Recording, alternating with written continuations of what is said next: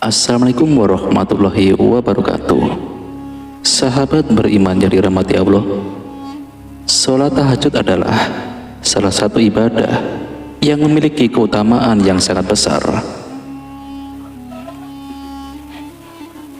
Di antara keistimewaan utama dari sholat tahajud adalah dapat mengabulkan hajat seseorang yang mengerjakannya. Setidaknya ada 4 hal yang dianjurkan untuk diminta setelah sholat tahajud. Lantas, apa saja hal itu?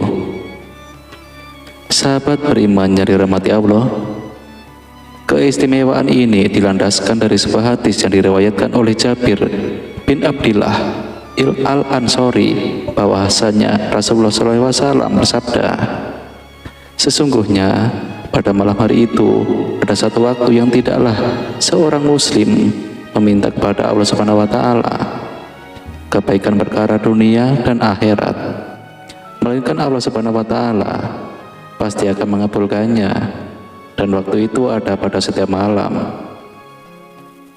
Lalu, apa saja hal yang perlu diminta setelah sholat tahajud? Sahabat beriman, berikut ini ada 4 hal yang dianjurkan oleh Rasulullah SAW minta ketika sholat tahajud, sebagaimana yang telah dirangkum dari sebuah buku amalan ringan yang paling menakjubkan karya Syekh Ali Jabir dalam bukunya Tadabbur Doa Sehari-hari. Yang pertama, memohon ampunan atas dosa-dosa yang telah diperbuat. Anjuran untuk mohon ampunan pada saat sholat tahajud tercantum di dalam Al-Quran, yaitu pada surat Al-Mujamil ayat ke-20, bahwasanya Allah Subhanahu wa taala berfirman, sesungguhnya Tuhanmu mengetahui bahwa kamu berdiri sembahyang kurang dari 2/3 malam, atau 1/2 malam, atau sepertiganya. Dan demikian pula segolongan dari orang-orang yang bersama kamu, dan Allah menetapkan ukuran malam dan siang. Allah mengetahui bahwa kamu sekali-kali tidak dapat menentukan batas-batas waktu itu, maka Dia memberi keringanan kepadamu. Karena itu, bacalah apa yang mudah bagimu dari Al-Quran dan mohonlah ampunan kepada Allah Subhanahu wa taala.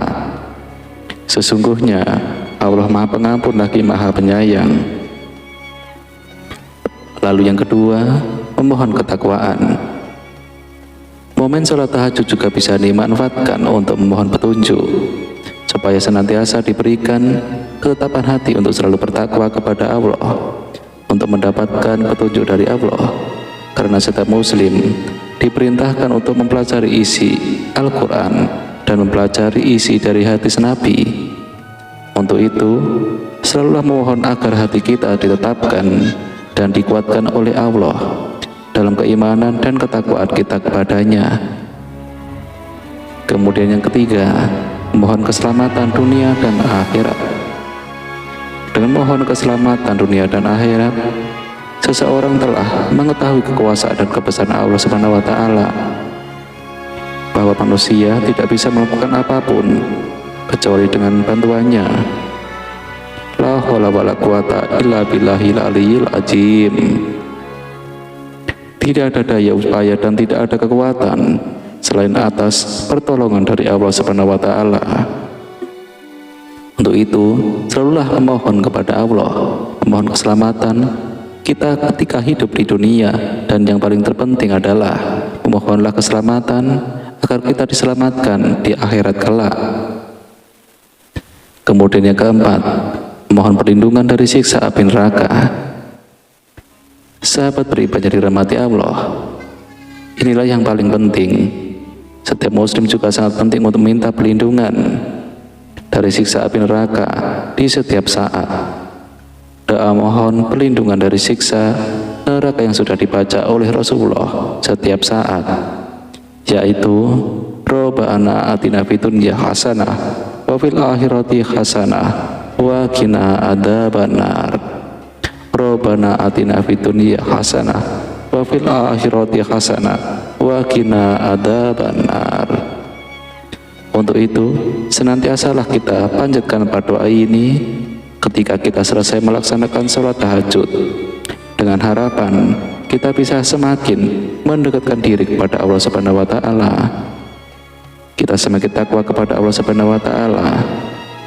Kita semakin takut kepada Allah Subhanahu wa taala. Dan kita diberi keamanan di dunia, dan yang paling terpenting, kita diamankan dari siksa api neraka di akhirat kelak. Amin amin ya rabbal alamin. Wallahualam bisawab. Demikian yang bisa saya bagikan. Semoga bermanfaat untuk kita semua. Assalamualaikum warahmatullahi wabarakatuh.